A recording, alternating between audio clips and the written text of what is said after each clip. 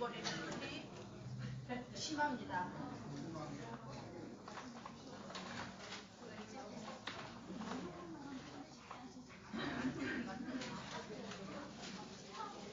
아, 이제는 그쳤네요. 그쳤대요, 소리.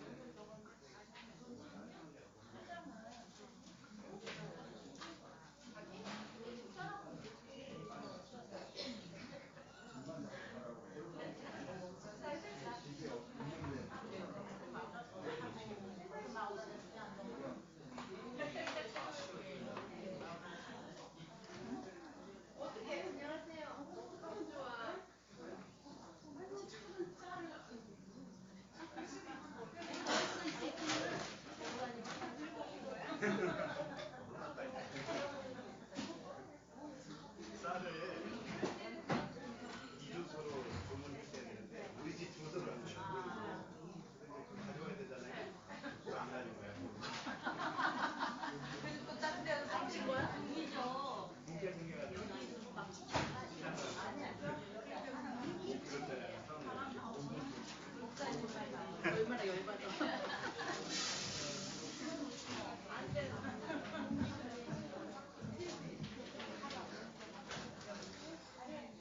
자, 우리 찬양하겠습니다.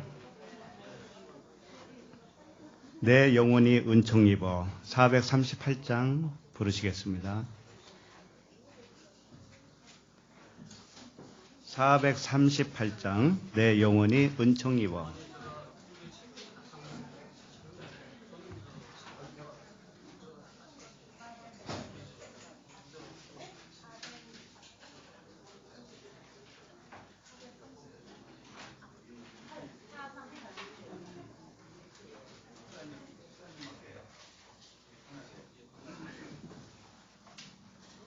(438장) 내 영혼이 은총 입어.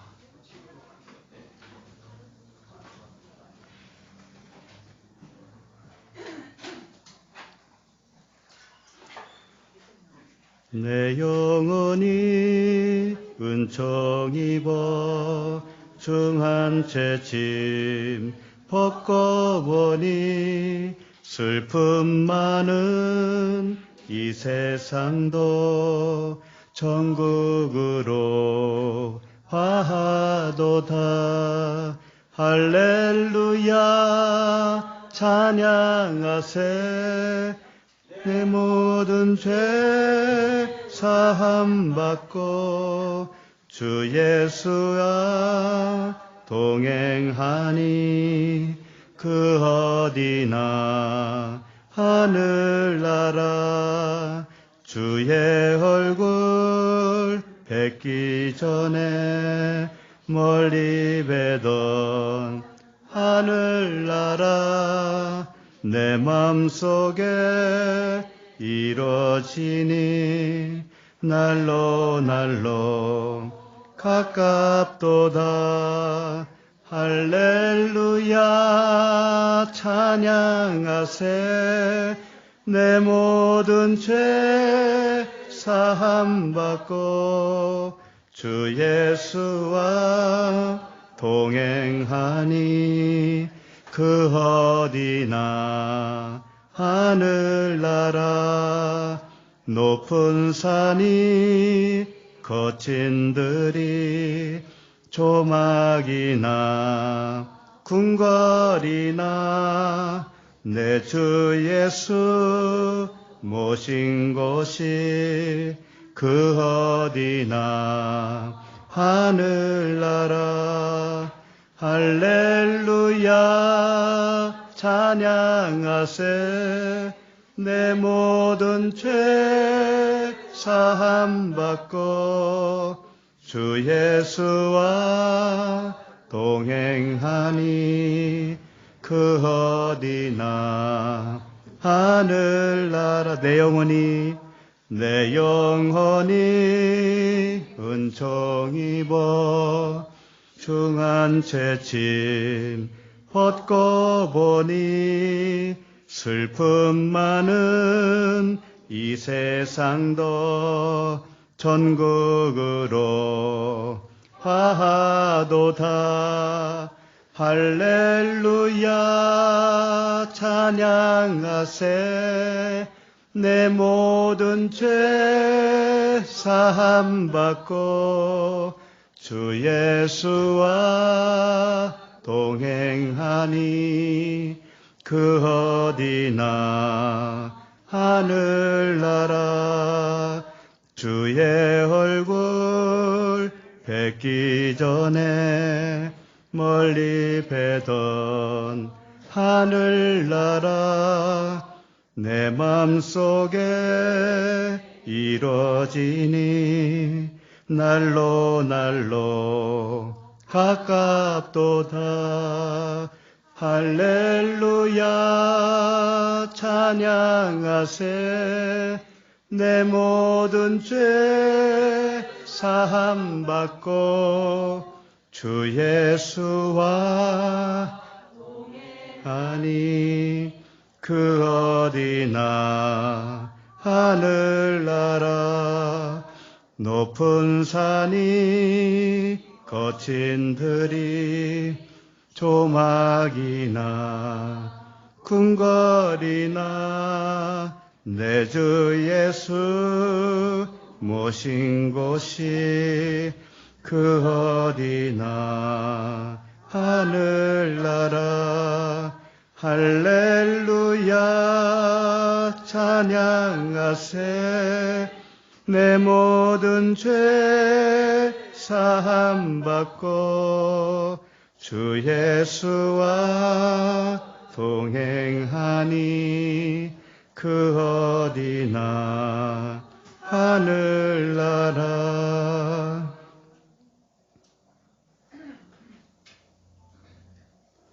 우리 함께 기도하도록 하겠습니다. 요한복음 10장 27절에 보면 이런 말씀이 있어요. 내 양은 내 음성을 들으며 나는 그들을 알며 그들은 나를 따르느니라. 이런 말씀이 있습니다. 내 양은 내 음성을 들으며 할 때 이 음성은 포네라고 하는 음성이에요. 아무 음성이나 다 하나님의 음성이 아니라는 거예요. 빛으로 드러나는 음성이 있어요. 겉으로 보이는 말씀 속에 빛으로 드러나는 말씀이 있는데 그 말씀이 음성으로 들릴 때 이것을 주님의 음성을 들었다고 하는 겁니다. 그 음성을 듣는 자는 하나님의 자녀예요. 그래서 우리는 하나님의 말씀을 사람의 교훈으로 붙들었는지 또는 영과 진리의 말씀으로 붙들었는지 이것이 하나님의 백성과 아닌 백성의 차이점이죠. 그래서 오늘 한 주간도 우리가 하나님의 그 음성을 듣고 살았는지 사람의 교훈으로 받았는지 영과 진리의 말씀으로 받고 살았는지 돌아보면서 아버지께 기도하기를 원합니다. 오늘도 주님께서 우리에게 길을 열어주셔서 하나님이 감추어 놓으신 그 음성, 빛으로 드러나는 음성을 듣게 하여 주시옵소서. 기도하겠습니다. 아버지 하나님 은혜를 감사합니다.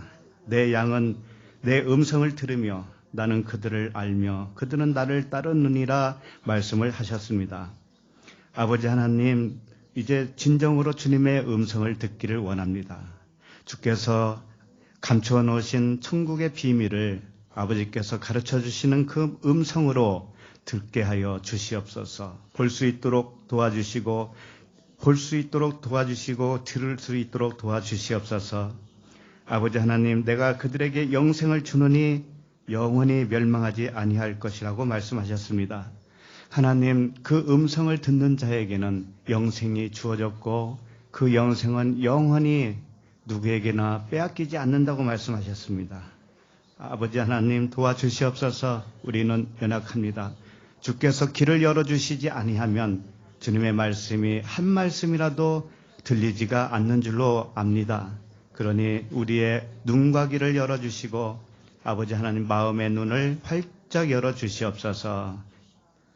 아버지 하나님 감사와 찬양을 드립니다.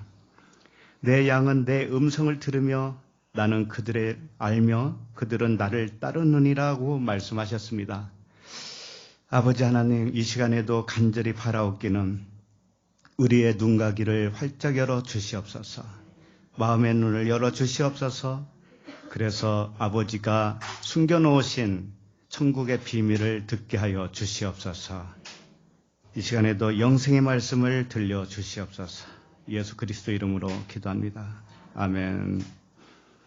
네, 반갑습니다. 우리 옆사람과 인사 나누시죠. 반갑습니다. 잘 오셨습니다.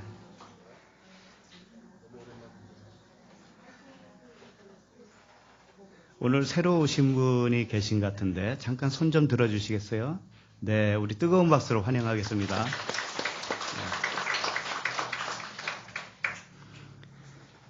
광고 한 가지 하면 10월 둘째 주, 이번 주죠? 이번 주가 우리 토브 에클레시아가 탄생한 날이에요. 4주년이 됐습니다. 10월 둘째 주, 2015년도 10월 둘째 주부터 첫 예배를 드렸어요. 우리 가정하고 두 가정, 세 가정하고 드렸는데 7명이 같이 모였었어요. 그때는 이런 꿈이 없었습니다. 아무런 꿈이 없었어요. 그냥 순수하게 모임이었어요. 모여서 갈급함이 있었기 때문에 서로 나누고 깨달은 말씀 서로 나누고 이렇게 하다가 자연스럽게 사람들이 더 참여하고 해서 5번째 장소를 옮기면서 오늘날까지 이렇게 왔습니다. 그래서 저는 철학이 그래요. 뭐 철학이라기보다도 주님의 말씀이 그런 것이죠. 뭐냐면 우리의 꿈은 소용없어요. 우리의 꿈은 지푸라기예요. 하나님의 꿈이 진짜 꿈이잖아요. 그죠? 하나님이 한 걸음 한 걸음 이끌어 가시는 것이 정답이다라고 하는 거예요. 저의 철학이에요. 한 걸음 한 걸음 이끄시는 대로 가는 거예요. 계획이 없는 거예요. 사실은 계획이. 저에게 계획이 하나 있다면 계획을 안 세우는 게 계획이에요. 우리의 인생은 그런 거예요. 그렇다면 어떻게 어떤 소망으로 삽니까? 어떤 재미로 살아요? 이렇게 질문할 수도 있죠. 또 그렇지 않아요. 주님과 함께하면 주님이 인도하시는 것을 알잖아요. 그게 주님이 인도하심. 그것을 우리는 알면서 가는 거예요. 한 걸음 한 걸음. 우리는 양이에요. 양이 무슨 주인이 가는 대로 따라가지. 양이 주인님 이쪽으로 오시죠. 그래요? 주인님 내가 자리를 하나 만들어 놓으니까 주님 여기서 쉬시죠. 그래요? 양은 1m 앞을 못 보는 거예요. 양은. 광고가 좀 길었네요. 자, 누가복음 오늘 말씀 누가복음 20장 9절부터 18절입니다.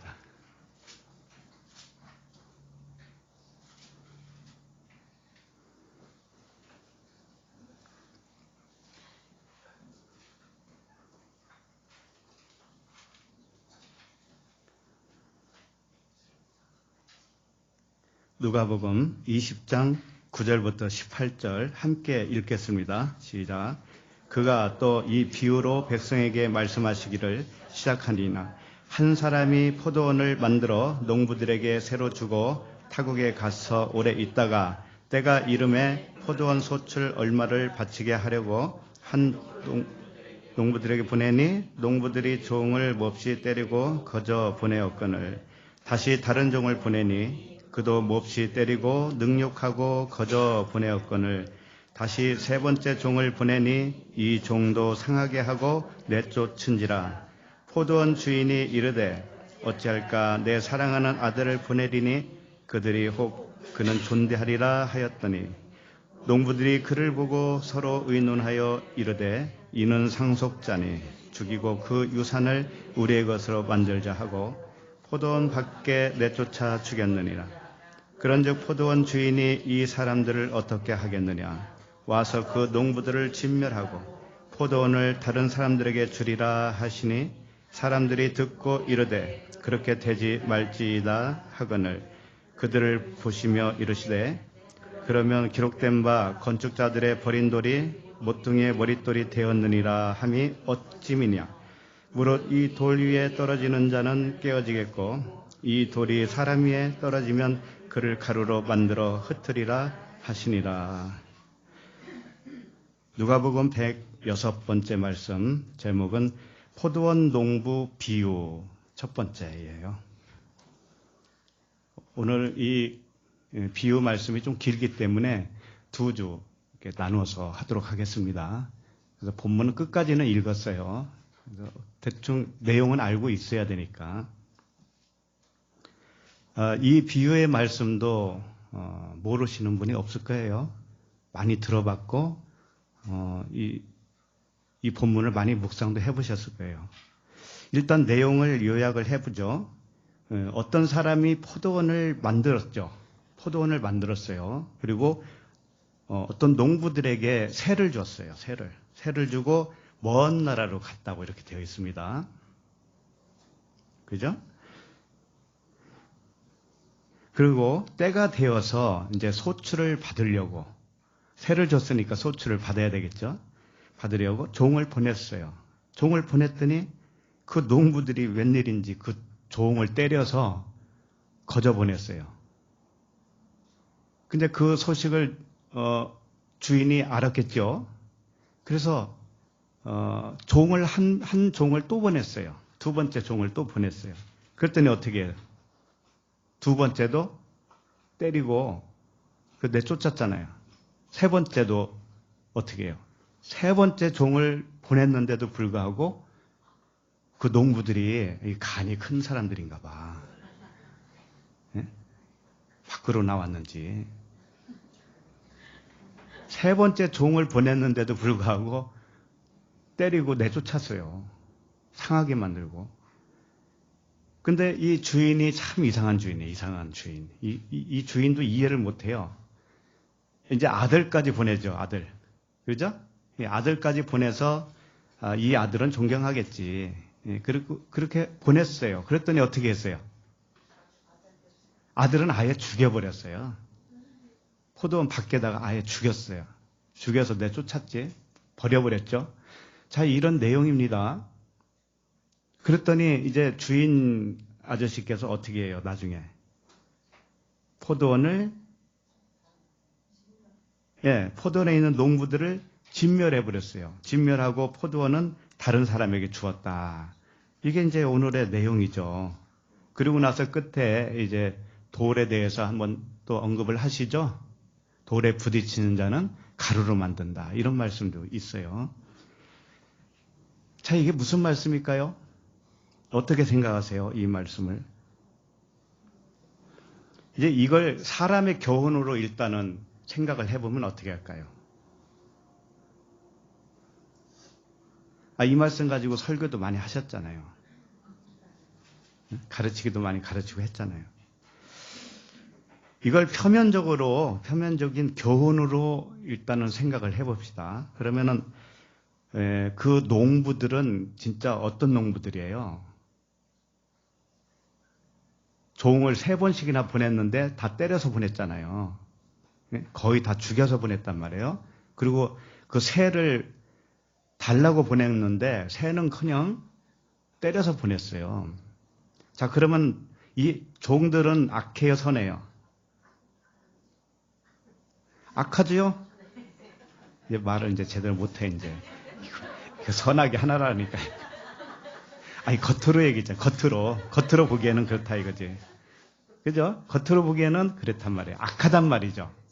그런 종들이 어디 있어요? 그런 그 농부들이 어디 있냐고요? 세 받은 농부들이. 그래서 이건 참 나쁜 놈들이구나라고 일단 그 이미지를 지울 수가 없어요. 그렇죠? 자, 그 다음에 포도원 주인을 좀 생각을 해볼까요? 포도원 주인. 포도원 주인은 새를 받으려고 종을 보냈습니다. 첫 번째 종을 보냈어요. 보냈더니 아주 엄청나게 투드러 맞고 온 거예요. 빈손으로 왔죠? 그러면 여러분 같으면 어떻게 하겠어요? 그렇게 맞고 왔어요. 종이. 내가 보낸 종이. 그럼 다른 종을 보냈다고 그랬습니다. 이 본문에 나온 주인은. 여러분 같으면 어떻게 할까요?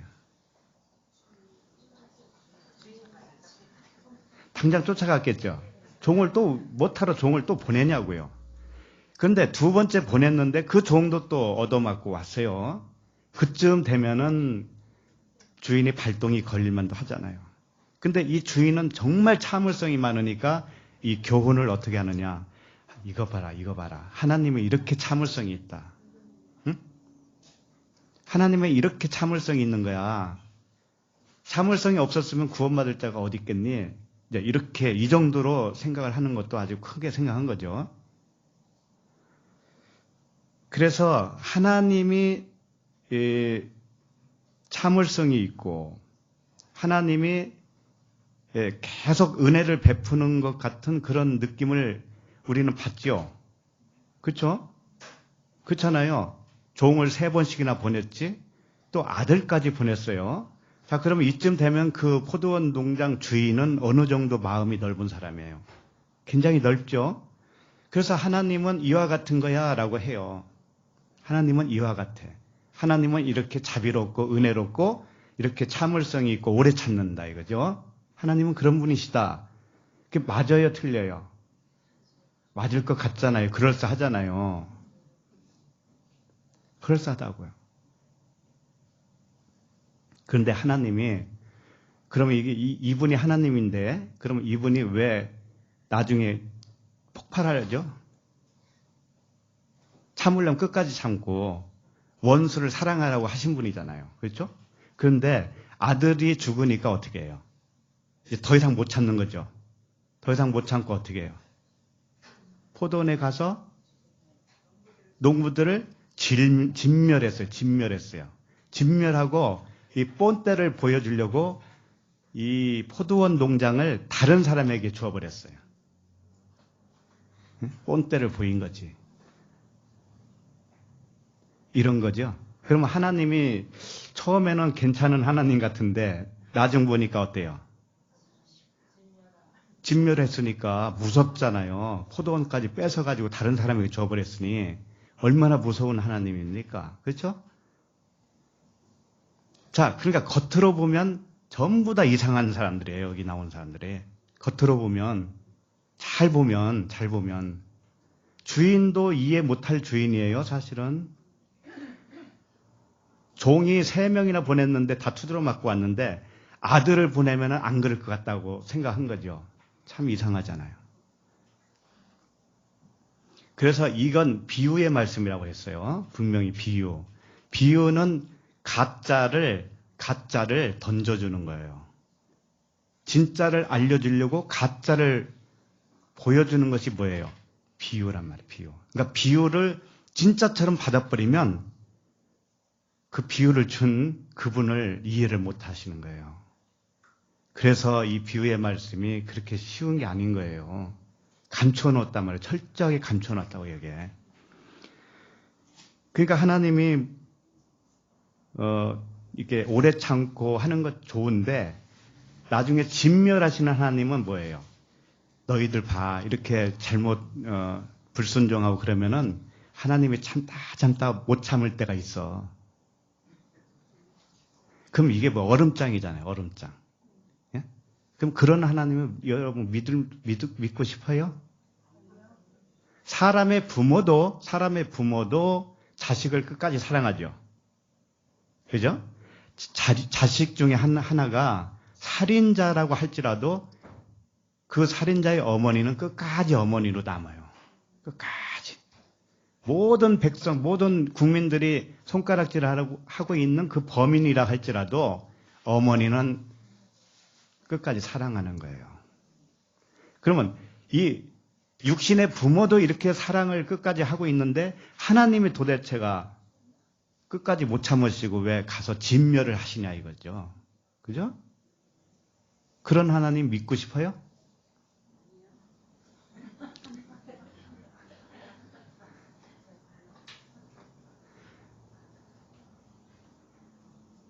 그래서 예수님 말씀을 잘 듣고 말씀대로 실천하자 그러잖아요.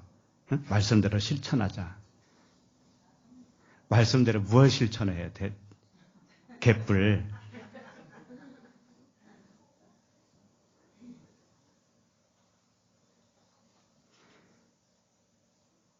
그렇게 실천해야 복 받습니다. 그런단 말이죠. 하나님은요, 그 권선징악의 하나님이 아니셔요. 여러분, 그거 아셔야 돼요. 하나님은 우리가 어떻게 하느냐에 따라서 보응하고 선물도 주고 빼앗기도 하고 그런 분이 아니셔요.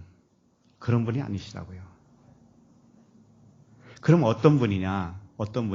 하나님은 한 가지 목적밖에 없어요. 한 가지 목적. 잘 기억하세요. 한 가지 목적. 그게 뭐예요? 영생 주는 거예요. 영생. 천국. 우리에게 천국을 준다니까요. 천국은 이 세상에 없는 거예요. 없는데 감춰놨어요. 어딘가에 감춰놨어요.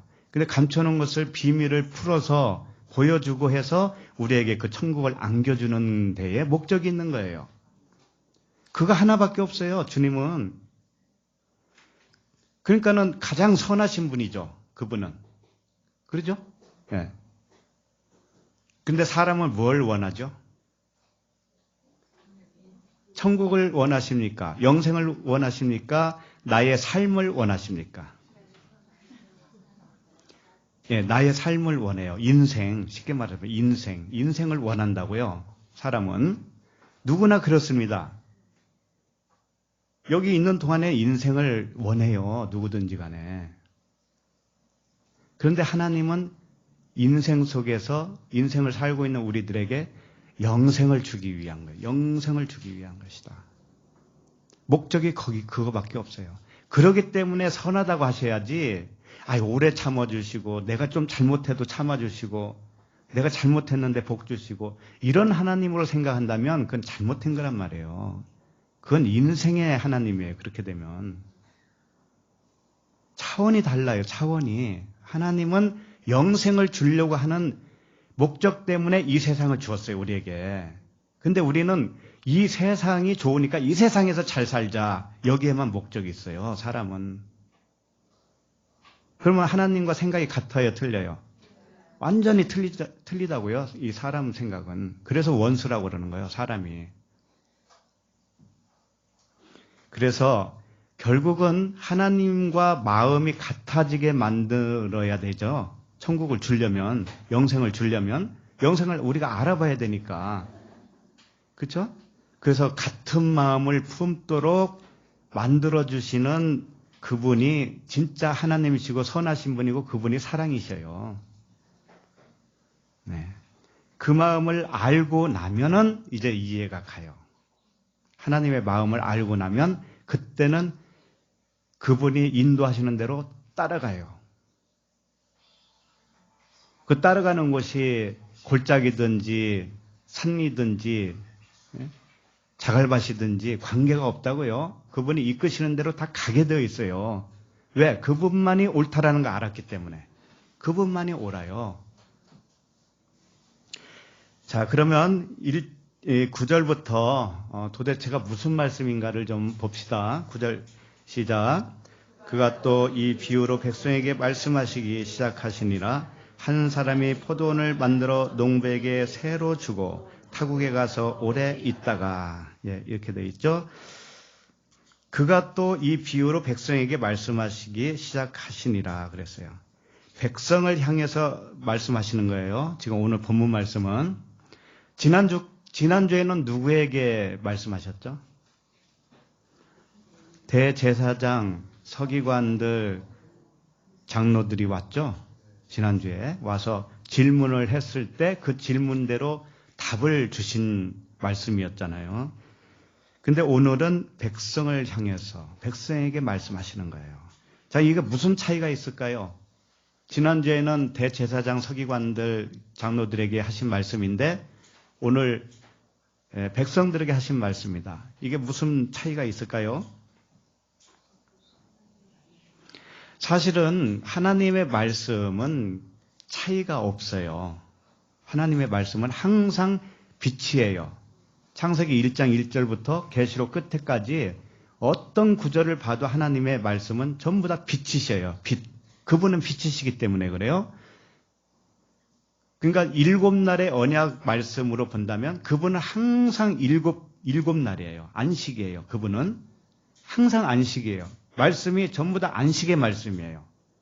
그분에게는 첫째 날, 둘째 날 이게 없어요. 그분은. 그런데 첫째 날, 둘째 날 이렇게 나누는 이유는 우리가 그 말씀을 받는 우리가 차이가 있다 이거죠. 우리가. 그러니까 대제사장, 서기관, 장로들이 받는 말씀이나 백성들에게 하는 말씀이나 사실은 다 똑같아. 하나님 말씀은 다 똑같은데 받는 그 듣는 대상이 다르단 말이에요. 그렇다면 그게 무슨 얘기냐? 예를 들면은 우리가 교회에 처음 와서 말씀을 처음 듣는 사람과 10년 들은 사람과 그 말씀의 차원이 같겠어요? 다르죠? 그런데 그 말씀은 항상 동일한 말씀이었죠. 그와 같다라는 거죠. 그러니까 우리들 듣는 사람에 따라서 그 말씀이 차원이 달라져요. 어떤 사람은 장성한 자의 입장에서 말씀을 듣는 사람이 있는가 하면 어떤 사람은 이제 초보의 시작점에 있는 분도 있단 말이에요. 그런 의미가 있는 거예요. 그런 차원이 있다. 그러니까 오늘은 백성들에게 말씀을 하시는데 이 백성은 이미 지난주에 말씀드렸지만 대제사장 서기관들 장로들과의 비교를 했을 때 이 백성들은 이미 거듭난 자라고 그랬죠. 그리고 진리를 알게 된 자들이라고 그랬잖아요. 그렇기 때문에 지금은 셋째 날부터 시작한다고 보면 돼요. 지난주까지 둘째 날이었죠. 이번 주부터는 셋째 날. 그래서 왜 셋째 날인가 하면 그 다음 말씀을 보면 알거든요. 일단은 그 7날 순서대로 오늘 읽은 데까지만 알려드립니다. 셋째 날은 9절이에요. 9절 한 절로 보면 되겠어요.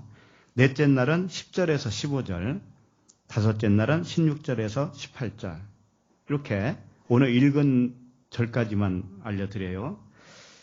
자, 그런데 왜 셋째 날인가 하면은 9절을 잠깐 보세요. 다시 9절을 보시면 그가 또 이 비유로 백성에게 말씀하시기 시작하시니라. 한 사람이 포도원을 만들어 농부에게 새로 주고 타국에 가서 오래 있다가 그랬어요.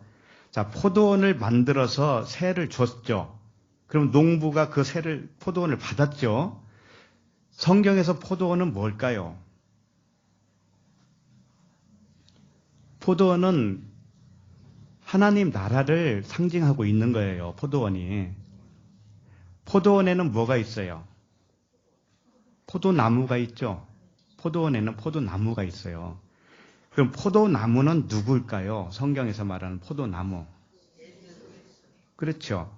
나는 포도나무요, 내 아버지는 농부다. 이런 말씀이 있잖아요. 정확하게 있어요. 그러니까 포도나무는 우리 주님을 의미한다면 농부는 누구를 의미해요? 아버지, 하나님 아버지. 예. 그러니까 이 농부에게 포도원을 만들어서 맡겼다고 하는 것은 이 농부들은 어떤 사람들이에요? 천국을 소유한 거잖아요. 일단 천국을 소유한 거죠. 그래서 셋째 날이라고 하는 거예요. 애굽에서 나와서 홍해에서 세례받고 죽고 살아난 자들이잖아요. 그러니까 포도원이 일단 주어지는 겁니다. 그래서 이 한 절을 셋째 날로 보는 것이고, 이 포도원은 하나님 나라를 의미하는데 이 하나님 나라가 어디 있어요? 그렇죠. 우리 마음 안에 있잖아요. 그러니까 포도원은 사실은 어디 있어요? 네, 우리들의 마음이 포도원이에요. 우리들의 마음이. 천국이 우리 마음이라고, 마음. 그래서 이 말씀들은 전부 다 우리 안에서 일어나는 일을 하고 있는 거예요. 자, 우리 안에서 일어나는 일이니까 농부는 누구겠어요? 나죠, 나. 여기서 이제 포도원을 관리하는 농부는 나예요. 그리고 그 포도원을 맡긴 주인은 하나님이시고 예수 그리스도시겠죠. 네. 그렇게 맡기고 이제 먼 나라 갔다고 이렇게 돼 있어요. 자, 여기 다시 말씀을 보세요. 한 사람이 포도원을 만들어 이렇게 돼 있죠. 만들었다. 이게 휘튜라고 하는 단어인데 다른 곳에서는 심었다라는 단어를 사용합니다. 심었다.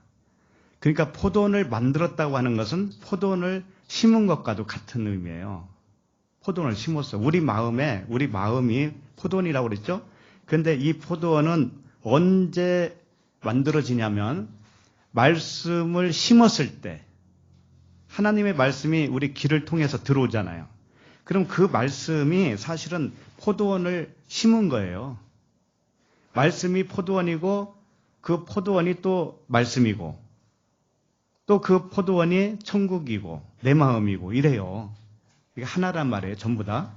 이것을 만들었다라고 표현했지만 이건 심었다라는 것과 똑같아요. 하나님의 말씀이 우리에게 언젠가 들어와서 내 마음에 심었지요.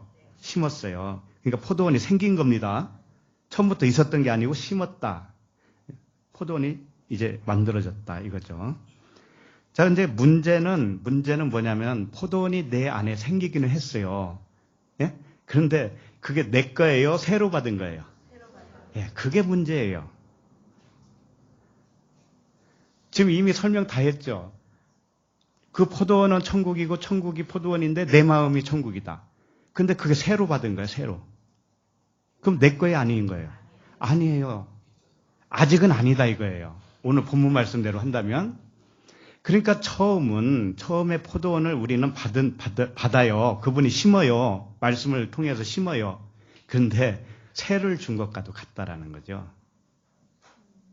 온전한 내 것이 아니란 말이에요. 그게 무슨 말이냐면 처음에 심지어 하나님의 말씀은 항상 동일한 말씀이지만 듣는 사람이 뭐라고 했어요? 차원이 다르다고 그랬죠? 그러니까 처음에 말씀이 들어왔을 때는 새를 받은 것 같은 차원밖에 안 돼요. 내 것이 아니라고. 가짜라고 한마디로 말하면 가짜. 그게 뭐냐면 율법 성전을 이라고 하는 거예요. 그걸 내 겉사람이라고 하는 거예요. 내 겉사람. 이와 같아요. 하나님은 이 말씀을 통해서 포도원이 이제 생긴 거죠. 근데 처음에 말씀이 들어올 때는 우리는 어떻게 인식해요? 법으로 인식하잖아요. 법으로. 법. 오늘 본문 말씀도 쫙 보면 다 법으로 보는 눈이 있어요. 이 사람이라는 것은. 그러면 선과 악이죠. 법은 선과 악이죠. 그러니까 이 본문 스토리도 선과 악으로 풀려고 그래, 사람은.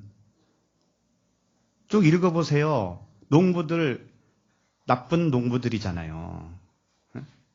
주인은 굉장히 오래 참을 수 있는, 참을성이 있는 주인이고, 이제 그런 그 선과 악으로 볼 수밖에 없는 사람의 눈이 있단 말이에요. 그것이 그렇게 보고 하나님의 말씀, 하나님 나라를 그렇게 우리는 인식을 해요, 처음에는. 근데 그게 가짜라는 거예요. 그게 가짜기 때문에 새 줬다라고 표현하는 거예요. 새 줬다 그러는 거예요. 새 준 것은 우리 것이 아니에요. 그러니까 지금 주님이 무슨 말씀하냐면은 셋째 날로 살아나온 그 백성들이잖아요. 그렇죠? 홍해를 건너서 이제 새 사람으로 태어났어요. 물로 한번 거듭났단 말이에요. 홍해를 건너서. 근데 그들에게 포도원은 뭐냐면은 가짜란 말이죠. 아직은 가짜라는 거예요. 아직은 새 받은 것 정도밖에 안 된다는 거죠. 그걸 가르쳐 주는 거예요. 그래서 온전한 자기 소유가 될 때는 언제 소유가 되느냐면 가나안에 들어갔을 때 그 가나안 땅이 또 하나의 포도원이 되는 거예요. 같은 것이지만, 같은 포도원이지만 나중에 바뀌는, 그 사람이 바뀌면 그 사람 안에 있는 포도원도 바뀌죠. 그것을 그림으로 보여준 것이 처음에는 광야, 이 가짜의 광야는 배우는 것이니까. 포도원으로 말하면 광야 생활은 뭐냐? 새를 받아서 거기서 경작하는 것과도 같아요. 자기 것이 안 됐어 아직. 그런데 가나안에 가면 어떻게 해요? 그 포도원은 온전히 자기 소유가 되는 거예요. 그런데 가나안에 갈 때는 반드시 1세대가 가요? 2세대가 가요? 2세대가 가요. 오늘 말씀이 그거란 말이에요. 나중에 진멸당하는 농부들 있죠? 그들이 누구예요? 1세대예요. 1세대. 그리고 다른 자들에게 포도원을 줬다고 그랬죠? 이때는 새를 줬다는 얘기를 안 해요. 그냥 줬다고 그래. 디도미라고 줬다고 그러는 거라고. 이것은 하나님이 넘겨줬다라는 뜻이에요. 그러니까 나중에 진멸당하고 다른 자들에게 넘겨줬다고 하는 그 넘김을 받은 자들이 누구냐? 똑같아요. 1세대로 죽고 2세대로 사는 자들이란 말이야. 나 한 사람을 의미하는 거라고. 그러니까 처음에는 나는 농부였는데 가짜 농부였고 가짜 포도원을 가지고 있었다가 이제 온전히 진멸당하고 심판당하고 다시 거듭나. 무엇로 거듭나요? 그때는 성령으로. 셋째 날은 물로 거듭났잖아요. 물로 나고 그 다음에 성령으로 나야 가나안에 들어가는 거잖아요. 그 요단강이 뭐예요? 성령의 세례, 성령의 세례. 물세례, 성령세례, 물세례, 불세례. 그렇게 해서 가나안에 들어가는 것이 뭐냐면 다른 자들에게 포도원을 줬다라고 하는 표현을 그렇게 하는 거예요. 그렇다면은 이게 권선징악의 이야기입니까? 전혀 아니죠. 그런 말씀이 아니잖아요, 이게. 주님이 우리에게 영생을 어떻게 주는가에 대한 과정을 설명했을 뿐이란 말이에요. 과정을. 반드시 세를 받아서 그 경작했던 농부들은 세가 자기 것이 아니었고, 그걸 진짜인 줄 알고 이렇게 경작을 했던 자기도 가짜고 그런 거예요. 1세대는 전부 다 죽어야 할 가짜란 말이죠. 그걸 가르쳐 주는 거예요. 오늘 말씀이 다른 거 아니에요. 그래서 첫 번째 종, 두 번째 종, 세 번째 종, 그 다음에 네 번째는 누가 죽어요? 아들이죠. 아들은 아예 죽죠. 그게 뭐냐면은 광야의 마지막까지 가는 스토리예요. 광야 끝. 광야 끝에 가서 누가 죽냐면 예수 그리스도 아들이 딱 죽으셔요. 근데 죽기 전에는 뭐냐면 처음부터 광야에 딱 나와서 시작이 뭐냐면은 얻어막는 거예요. 그분이 얻어막기 시작하는 거예요. 왜 네 사람을 이렇게 등장시키냐면 광야 동서남북이잖아요. 광야가 40년. 그것을 설명하고 싶은 거예요. 주님이. 그래서 첫 번째 종을 때리죠. 때리는 게 뭔지 알아요?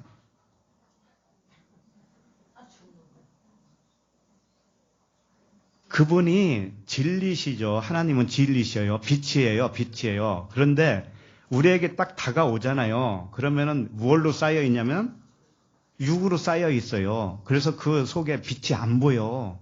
그럼 빛이 보고 싶으면 어떻게 해야 되겠어요? 때려야지. 때려서 이렇게 육을 빨리 죽여야 되잖아요. 근데 한 번에 안 돼. 광야는 뭐라고 그랬어요? 동서남북이라 했잖아요. 내 판은 가야 된다고. 그래서 주님이 그랬잖아요. 내가 섬기러 온 게 아니고 섬김을 받으러 온 게 아니고 섬기러 왔다. 섬기는 게 뭐예요?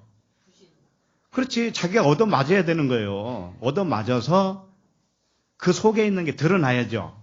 그러니까 섬기다가 어떻게 나중에는 자기 목숨을 많은 사람의 대속물로, 그 많은 사람이라는 것은 숫자가 얘기한 게 아니고 우리 겉사람이라 했잖아요. 겉사람으로서 자기가 죽어주는 거예요. 푸시케, 목숨, 푸시케로는 죽어주는 거예요. 그러면 그거 진리를 안 사람이 뭐냐면 셋째 날이란 말이에요. 셋째 날에 나온 사람은 이미 그걸 알았다니까. 그런데 다만 잘 못 보는 거예요. 시작은 했는데 잘 못 봐, 이 진리를. 그러니까는 시간이 가면 갈수록 더 자세하게 봐줘요. 시간이 가면 갈수록 귀가 더 열리고 눈이 열려요. 자, 그렇게 하면 할수록 그 예수님 입장에서는 얻어맞는 게 더 심해지는 거예요. 네? 이제 이해 가죠? 이제 그런 패턴이라는 것을 이미 이제 간파하셨을 거예요. 자, 그러면 다시 한번 그 말씀을 보도록 하겠습니다. 아까도 말씀드렸지만 요한복음 15장 1절에 나는 참 포도나무요 내 아버지는 농부라 그랬어요. 그런데 농부는 누굽니까? 하나님이시죠. 하나님이신데 하나님 아버지밖에 없어요. 농부는. 그런데 오늘 포도원을 누구에게 맡겼어요? 농부죠. 농부. 농부는 아버지 한 분밖에 안 계셔요. 참 농부는, 진짜 농부는. 그런데 포도원을 농부에게 맡겼단 말이에요. 네? 그럼 뭐라는 거예요, 이게 도대체? 사람도 농부네, 그럼? 하나님의 자녀도 농부라는 거죠?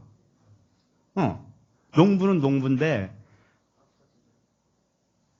그 받은 포도원이 자기 거예요, 아닌 거예요? 아니잖아요. 아니니까 그 포도원도 자기 거 아니고 자기도 농부가 진짜 농부가 아닌 거예요. 이건 아직은 아닌 거예요. 그러니까 나중에 진멸당하잖아요. 그러니까 다 가짜라는 거죠. 모형이라는 거예요. 이게 우리의 1세대는 전부 다 모형이고 그림자고 그런 거예요. 표적인 거예요. 우리의 1세대가. 내 마음, 땅이라고 하는 마음이, 사람 마음이 그렇단 말이에요. 그래서 이 농부라고 하는 게오르고스, 게가 뭐냐면 땅이에요, 땅. 응? 오르고스는 에르곤에서 왔어요. 에르곤은 일하다 그러는 거예요. 주님이 이런 말씀하셨죠. 하나님이 일하시니 나도 일한다. 그러죠? 그 일은 한 가지밖에 없어요.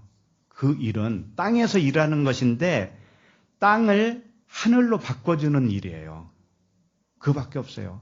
인생을 영생으로 바꿔주는 일, 그거밖에 없어요. 하나님의 일은. 하나님의 일은 그거밖에 없어요. 그래서 오직 자녀들의 땅의 마음을 일구어서 하늘 마음으로 만들어주는 일, 그게 하나님의 일이에요. 그게 누구의 일이다? 농부. 아버지가 하는 농부의 일이다 이거예요. 그런데 이 포도원을 새로 받은 농부는 참 농부가 아니다 이거예요. 그러면은 이 말씀의 끝에 가서 목적하는 게 뭐냐면 이 사람들을 진짜 농부를 만들어주는 거예요. 자, 농부는 아버지라고 그랬습니다, 아까. 그렇죠? 아버지는 성경에서 무슨 역할이라고 그랬죠? 성전이라고 했죠, 성전. 그래요. 그러니까는 농부라고 했을 때는 성전 되시는 아버지를 의미하는 것이죠. 그렇다면 우리도 언젠가는 아버지가 된단 말이에요. 예? 아버지가 돼요. 자, 그래서 뭐라고 하냐면은 고린도전서 3장 16절에 너희가 하나님의 성전인 것과 네가 하나님의 성전이라는 거예요. 그럼 네가 뭐라는 거예요? 아버지도 되고 농부도 된다는 거잖아요. 농부. 그렇죠? 우리가 아버지도 되고 농부도 된단 말이에요. 그런데 처음에는 어떤 농부예요? 세를 받아서 경작을 하고 있는 가짜 농부죠. 가짜 농부. 처음에는. 근데 이것이 진짜 농부를 바꿔주겠다. 이런 말씀이에요. 그리고 하나님의 성령이 너희 안에 계시는 것을 알지 못하느냐 그랬어요. 하나님의 성령이 너희 안에 계시는.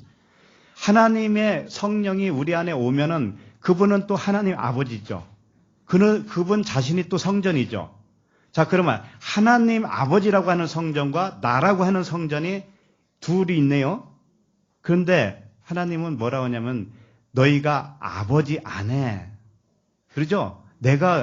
아버지가 내 안에, 그리스도가 내 안에, 우리가 그리스도 안에, 그리스도가 내 안에. 이게 다 섞이잖아요, 이게. 하나잖아, 하나. 하나라는 것을 가르쳐 주는 거야, 하나. 하나의 성전인데 나를 표현할 때는 너도 성전이야, 너도 아버지야, 너도 농부야. 이제 이런 의미가 되겠습니다. 그러나 지금은 온전해지지 않았어요, 아직은. 그러니까 아직은 성전이 되는 과정에서 반드시 가짜 성전이 무너져야 된다 이거예요. 가짜 농부가 무너져야 된다. 그래야 진짜 농부로 세워진다. 진짜 성전이 되어지는 것이다. 이제 이런 말씀의 비유의 말씀이에요. 이 말씀이 전부 다. 자, 그러면 농부들에게 새로 주고 어디로 갔다 그래요? 그분은 타국에 가서 오래 있다가 이렇게 돼 있어요. 타국에 갔다 그래서 타국. 그러면 다른 나라죠. 타국은 다른 나라죠. 그러면 이 타국에 가서 오래 있었다라는 것을 어떻게 생각하세요? 하나님이 말씀으로 우리에게 포도원을 세우죠. 우리의 마음 땅에 포도원을 세웠습니다. 그게 천국이죠. 천국인데 아직은 온전한 천국이 아니죠. 그러면은 하나님이 내 안에 있어요? 밖에 있어요? 밖에 있다라는 것을 표현해 주는 거예요. 하나님 나라와 내 나라가 지금 다르단 말이에요. 반대편에 있단 말이에요, 서로가. 그걸 말하는 거예요.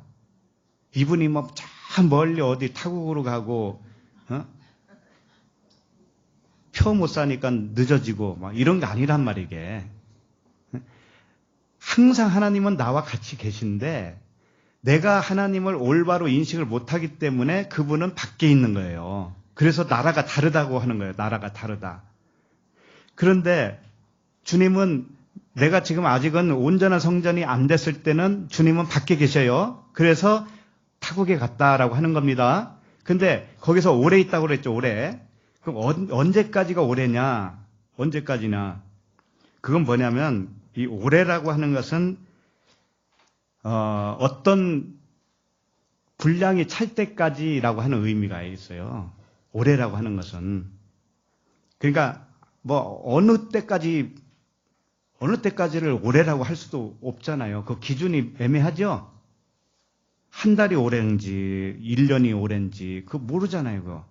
그러니까 이 단어 속에는 뭐냐면은 뭔가가 채워질 때까지 기다리는 기간을 의미하는 거예요. 우리가 자녀로 태어나잖아요.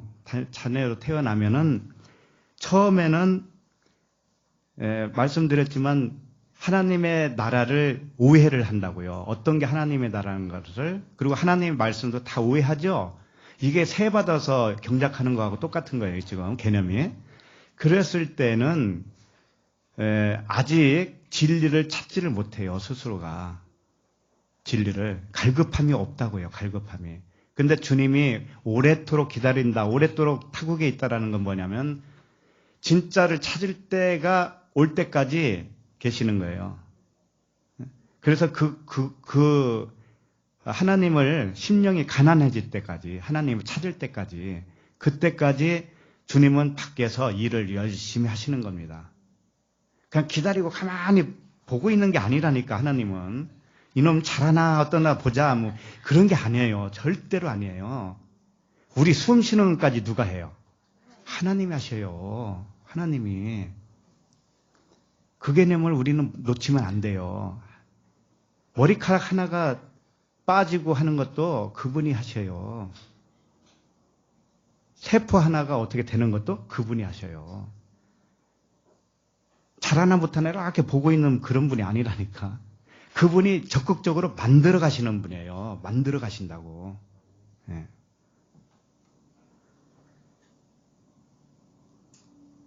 그래서 타국에 갔다라고 하는 것은 내가 땅이면 그분은 하늘이라는 뜻이에요.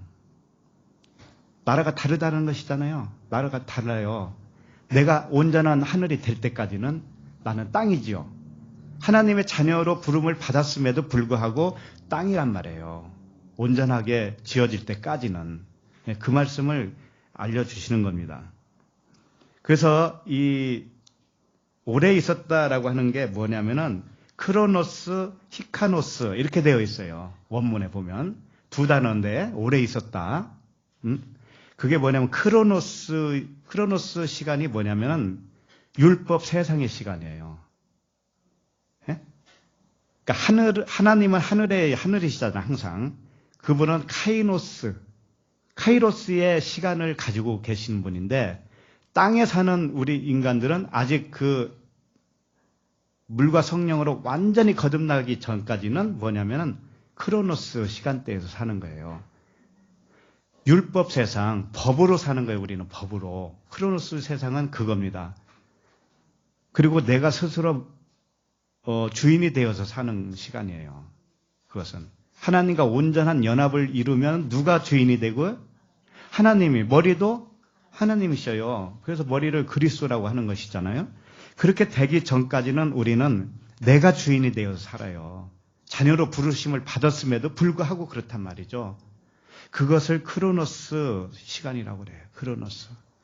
그리고 크로노스, 히카노스는 뭐냐면 히카노스가 이제 충분하다, 흡족하다 이런 거예요. 그러니까 주님이 타국으로 오래 있었다라는 의미는 뭐냐면 나라는 사람이 크로노스 시간대에서 충분하게 꽉 찼을 때까지, 그때까지. 그러면 땅에서는 완전히 시간이 꽉 차는 거예요. 그렇게 되면 이제 하나님이 이제는 됐구나, 네가 때가 됐구나. 너를 이제는 하늘로 올려줄게. 카이로스 시간대로 올려줄게. 이제 이때가 되는 겁니다. 자, 이런 과정을 말씀에서는 계속 설명을 하고 있는데 이걸 무시하면은요, 우리 영적 상태가 한국 사람들은 성질이 급하죠. 뭐 한 방에 되고 싶어 하잖아. 한 방에. 그게 아니라는 걸 가르쳐 주는 거예요, 지금. 하나님 말씀이. 한 방에 되는 게 아니야. 안타를 쳐야 되는 거야.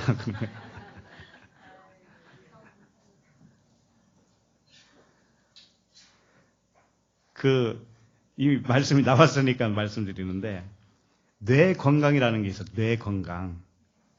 당신도 뇌가 건강할 수 있다. 이제 이런 책이에요. 근데 그걸 유튜브에서 이렇게 풀어서 누가 강의를 했더라고. 그래서 잠깐 들어봤는데, 이 뇌라는 거, 사람의 뇌는 나이가 먹으면 어떻게 돼요? 퇴보하는 것 같죠? 근데 그렇지가 않대요. 실제로는. 이 뇌는 200년, 300년 살 수 있을 정도로 그렇게 설계가 돼 있다라는 거예요. 뇌세포가 얼마나 많은데. 그게 다 죽으려면은 한 300년을 살아야 된다는데. 그러니까 100살까지 살아도 기억력 멀쩡할 수가 있다 이거예요. 실제로는. 그런데 그렇지 못하죠, 대개는. 근데 왜 그러냐? 이게 습관 때문에 그랬다는 거예요. 습관. 습관이 망쳤다라는 거예요. 쉽게 말하면. 그 책에서 하는 말이. 그래서 뇌를 건강할 수가 있는데 체크를 해보라는 거예요. 자기가. 체크. 예를 들면은 요즘 기억력이 없어라는 그 체크. 깜빡깜빡 일주일에 몇 번 하나 이런 거 체크를 자기가 만들어서 해보라는 거예요. 그러면 이 체크가 많아지면 많아질수록 뇌가 안개가 꼈다라는 거죠. 안개가 부옇게 낀 거예요. 기억력도 잘 안 나고 깜빡깜빡하고 그러잖아요. 머리도 잘 안 돌아가고. 그러면 그 사람의 뇌는 나이가 먹든 안 먹든 관계없이 이제 안개가 꼈어요. 안개가. 그럼 이제 안개를 거쳐야 되는데 그렇게 할 수 있다라는 거예요.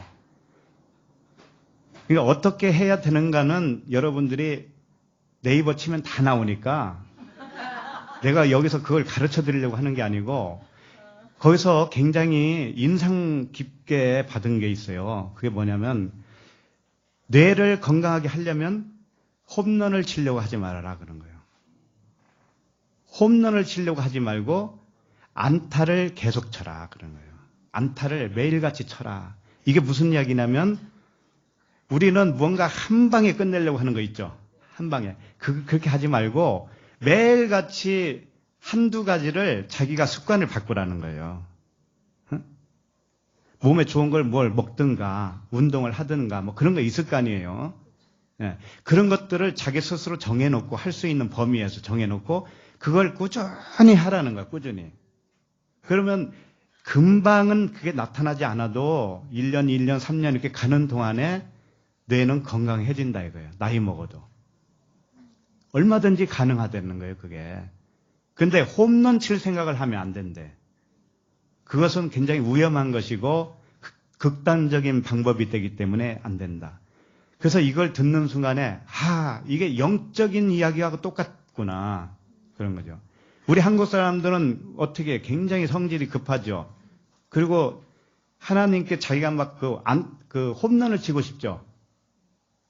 그렇잖아요. 기도원 가는 일이 왜 가는 줄 알아요? 기도원. 홈런 치고 싶은 거예요. 홈런. 한 번에 해결받고 싶은 거예요.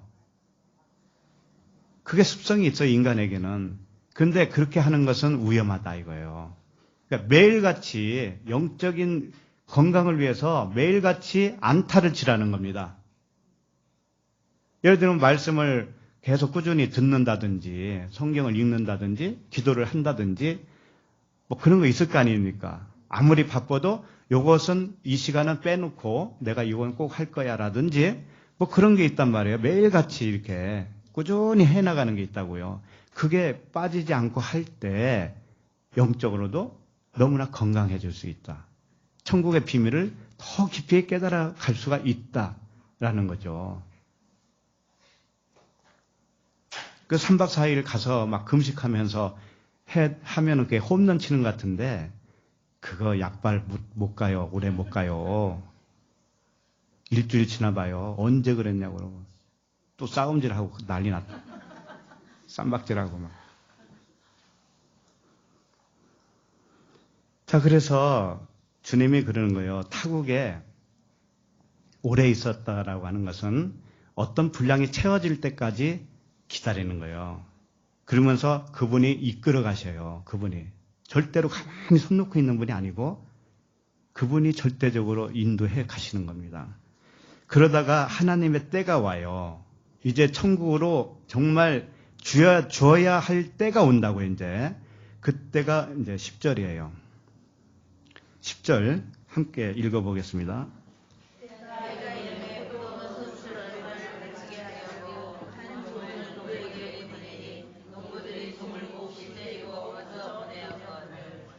네. 이제 포도원을 세를 줬으니까 어떤 세를 받으려고 때가 온 거죠. 그래서 이 때가 왔다라고 하는 단어가 카이로스예요. 아까 오래 있었다고 하는 것은 뭐예요? 크로노스라고 그랬죠? 카이로스라고요. 카이로스의 때가 이제 온 거야. 그런 거죠.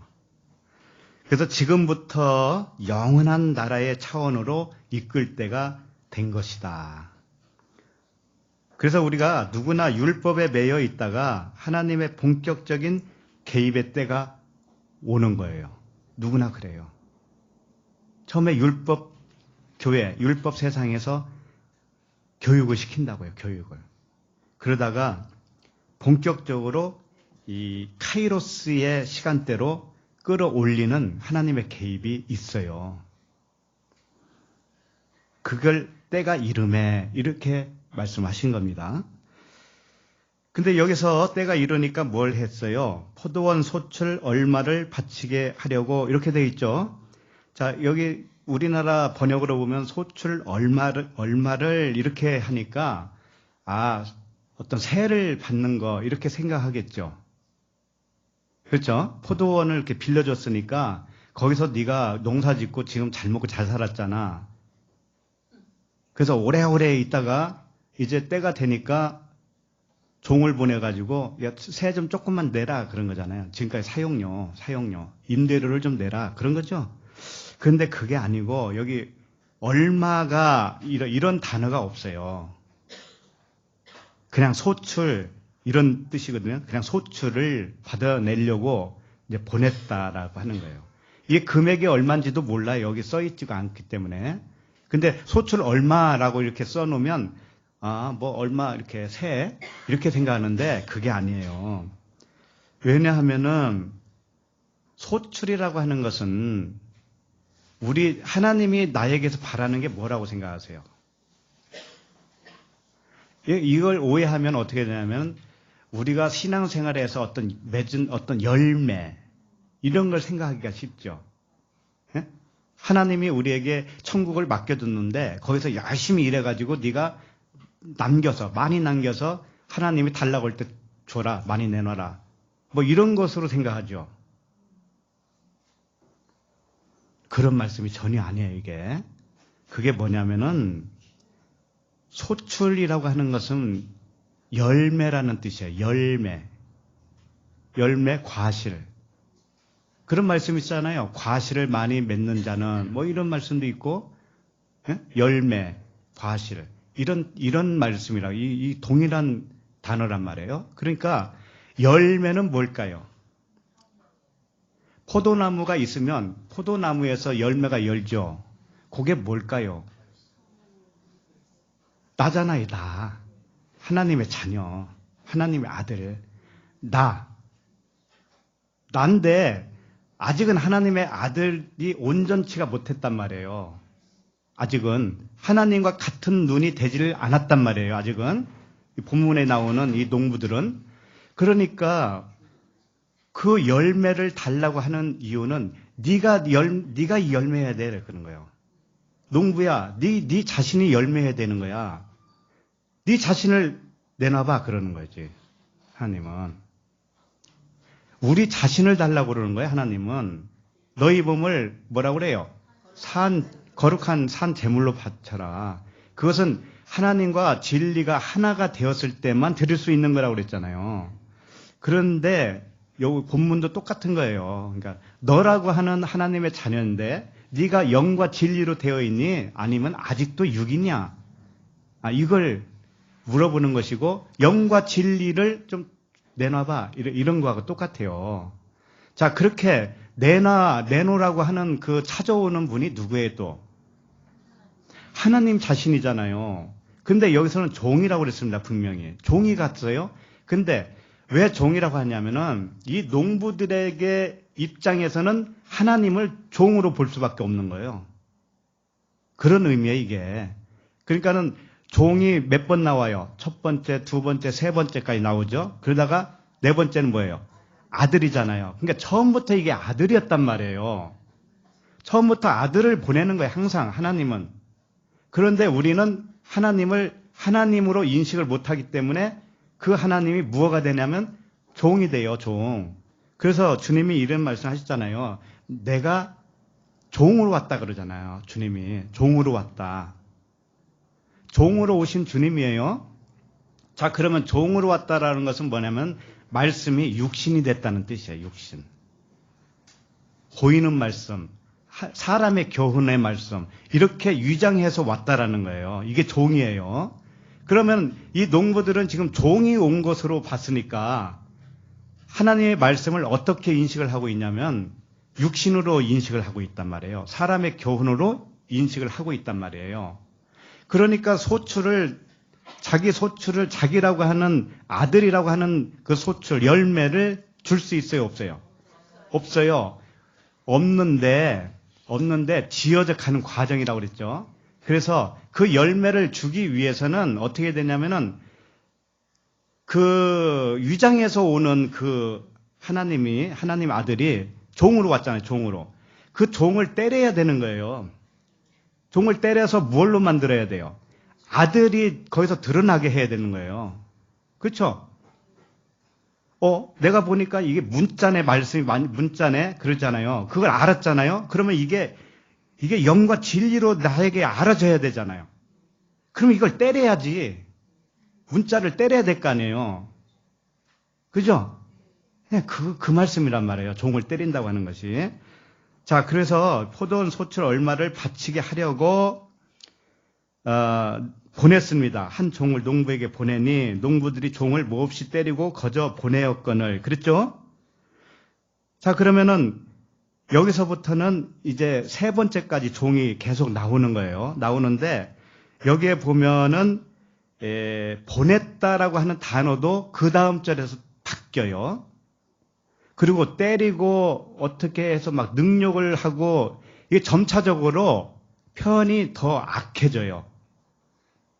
첫 번째 종은 때리고 어떻게 했어요? 거저 보냈죠? 두 번째 종은 뭐라고 그랬어요? 능욕한 것이 또 첨가됐죠, 거기에. 세 번째는? 그렇죠. 상하게 하고 내쫓아버렸어요. 그러니까 점점 어떻게 돼요? 더 과격해지죠, 표현들이. 이게 뭐냐면은 하나님의 말씀이 이렇게 벗겨지고 있는 걸 말하는 거예요. 하나님의 말씀이 벗겨지는 거예요. 내 눈이 벗겨진 만큼 하나님 눈도, 말씀도 이렇게 벗겨지게 돼 있어요. 이걸 말하는 거예요. 그래서 완전히 벗겨질 때는 뭐예요? 그 아들이 죽는 거잖아요. 아들이. 육으로는 죽어요. 육으로는. 죽으면 그게 누구예요? 그리스도잖아요. 예. 그걸 말씀을 하시는 거다. 이거예요. 이 비유의 말씀이. 그래서 이 비유의 말씀을 오해하면은 저 배은망덕한 농부들 이렇게 생각할 수밖에 없죠. 그렇죠? 그래서 이제 저는 지금 반대로 말씀을 드리는 거죠, 사실은. 예, 우리가 알고 있는 개념의 반대잖아요. 한번 생각을 해봅시다. 이게 정말 이 말씀 표면대로 봐야 되는 것이 맞다면 문제점이 없을까요? 문제점? 일단은 그 주인이 참 이상한 주인이에요. 왜 그러냐면 매 맞고 돌아오는 종을 보고도 3번을 계속 연거푸 보냈으니까 이상한 주인이잖아요. 그리고 우리 같으면 그렇게 하겠어요? 한 번 딱 보내서 매 맞고 돌아오면 그냥 놔두겠어요? 응? 왜 한 명만 보내겠어요, 종을 또? 한 명만. 한 명 보냈더니 맞아 왔어. 그러면 최소한 2명, 3명은 보내야 될 거 아니에요. 응? 안 맞으려면. 근데 또 한 명 보내. 그러니까 이게 현시가 맞아요, 안 맞아요? 안 맞아요. 그런데 이게 맞다고 우긴다니까.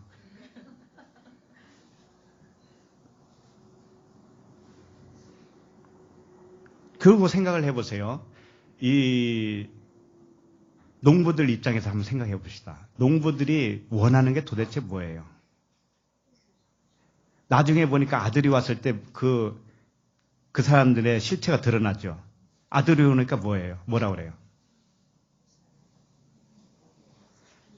저 아들은 상속자니 저걸 죽여야 우리가 유산을 받을 거야. 그랬잖아요.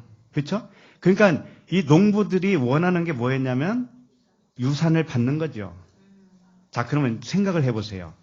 유산은 누가 주는데? 아버지가 줄 거 아니에요. 포도원 주인이 줄 거 아닙니까? 근데 종 3번이나 떼어서 죽이지. 거반 죽여서 보내지. 아들을 죽여버리지. 그러면은 그 농부 주인이 너 잘했다 하고 유업을 줄까요? 세상에 이런 일이 어디 있어요, 도대체? 그런 일은 일어날 수가 없어요. 그렇죠? 예. 오히려 유산을 좀 받고 싶으면 잘 보여야 될 거 아니에요. 예? 그 종이 오면은 달라는 거 10만 원만 달라고 하면 20만 원 주고 막 이래야 되는 거 아니에요?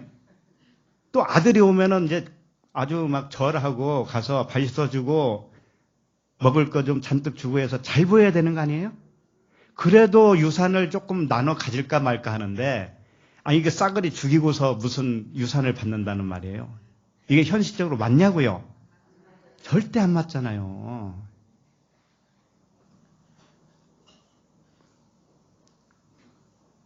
그래서 이 말씀은 반대의 개념이에요. 표면으로 보는 것과 반대의 개념으로 하나님이 엎어서 말씀을 하시는 거예요. 그 안에 들어있는 진짜가 있어요. 그렇기 때문에 다시 말하면 이제 그 첫 번째, 두 번째, 세 번째 종이 오면 올수록 더 악해지는 것처럼 보인다고요.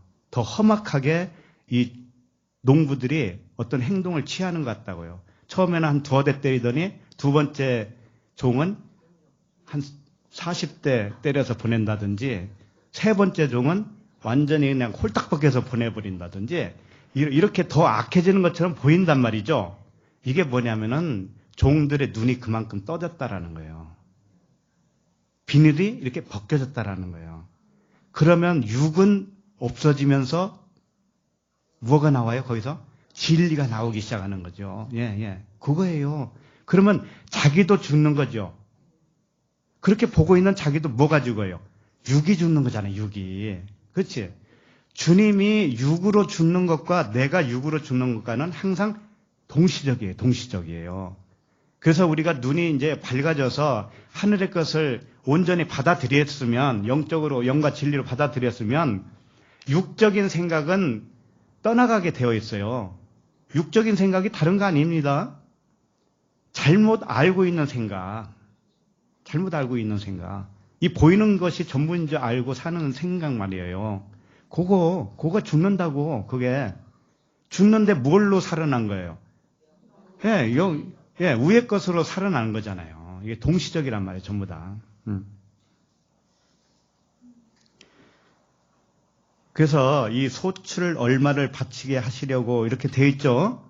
소출 얼마를 바치게 하려고 이 소출이 뭐냐면은 남성 단수로 되어 있어요.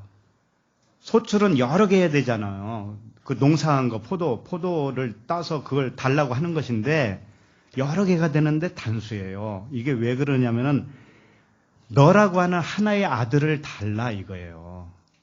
나라고 하는 아들을 주님이 원하지 다른 걸 원하는 게 아니잖아요. 그래서 그걸 과실 열매라고 하는 것이죠. 자, 그러면 열매는 항상 무엇만 있느냐면은 세례 요한으로 말하면 이런 말이 있어요. 마태복음 3장 7절 8절에 보면 세례 요한이 뭐라고 하냐면 요한이 많은 바리새인들과 사두개인들이 세례 베푸는 대로 오는 것을 보고 이르되 독사의 자식들아 누가 너희를 가르쳐 임박한 진노를 피하라 하더냐 이렇게 말하고 그러므로 회개에 합당한 열매를 맺어라 이렇게 되어 있어요. 자, 그러면 합당한 열매를 맺으려면은 그 앞에서 말하는 것이 이루어져야 되는 거예요. 그게 뭐냐면은 이 독사의 자식들아 네가 독사라는 걸 일단 알아야 돼. 예? 합당한 열매를 맺으려면 내가 아들이라고 하는 열매가 되려면 처음에 무엇가 돼야 되냐면 내가 독사라는 걸 알아야 돼. 독사. 그 다음에 이 독사의 자식들아 누가 너희를 가르쳐 임박한 진노를 피하라 하더냐. 그러면 임박한 진노를 피하면 돼요, 안 돼요? 안 돼요. 그러니까 세례 받으러 온 자들에게 한 얘기란 말이에요. 그러니까 세례 받는 게 뭔지 아냐 이걸 가르쳐 주는 거예요. 세례 받는 게 뭔지 알아? 네가 독사인 줄 알아야 돼. 그 다음에 임박한 진노를 피하지 말아야 돼. 이래야 합당한 열매를 맺는 거야. 이렇게 가르쳐 준 거라니까. 그러니까 지금 이 농부들도 오늘 본문에 나오는 농부들도 이 과정을 똑같이 겪는 거예요. 처음에는 자기가 잘 못 봤어요. 이게 보이지가 않아. 막 푸해가지고 뇌가 건강치 않다고. 그런데 열심히 1년간 안타를 치고 보니까 이제 이게 이제 활짝 열린 거예요. 그러면 육이 죽고 영으로 살았다 이렇게 되는 거잖아요. 예. 그래서 이 농부들이 종을 몹시 때리고 거저 보냈다고 했죠. 이게 뭐냐면 몹시 때렸다고 하는 것은 대로라고 하는 단어인데 치고 때리고 두드리고 막 이런 의미예요. 그러니까 때렸다, 쳤다, 두드렸다 이게 뭐냐면은 돌을 깬 것 같은 거예요. 돌. 무슨 말씀인지 알아요? 돌이 뭐예요? 예수 그리스도신데 율법, 겉의 것을 깨는 거예요. 그러니까 첫 번째 돌판을 어떻게 해야 모세가 깨버리죠? 그와 같은 거예요. 법조문을 깨버리는 거예요. 이제 얘네들이 법조문이 깨져야 자기가 진리 안에서 자유한다는 거 알죠? 그러니까 깨야 되잖아. 근데 사실은 이 농부가 하는 게 아니에요, 사실은. 주님이 마저 주는 거지. 자기가 스스로 깨어주는 거예요, 이렇게. 열어주는 거예요, 우리 안에서. 그래서 우리가 알게 된 거예요. 스토리상에는 농부가 그렇게 하는 것 같지만, 농부가 할 수 있는 거 없어요, 사실은. 왜냐하면 종을 보낸 사람이 누구예요? 주인이 보냈죠? 그러면 주인이 한 거예요, 그게. 종 맞으라 이거지. 맞고 오라 이거지. 안 보냈으면 종이 맞을 일이 있어요? 없잖아요. 보낸 주인이 원인이 있잖아요. 그래서 이 때린다, 대로라고 하는 단어가 막 치고 두드리고 깬다 이런 뜻도 있고 가죽을 벗긴다 막 이런 뜻도 있어요. 가죽을 벗긴다는 뜻을 왜 거기다 넣느냐면 이 성막을 이 위에 천장을 무얼로 만들었냐면 가죽을 했잖아요. 해달 가죽. 그죠? 그걸 찢는 거예요. 찢는 거.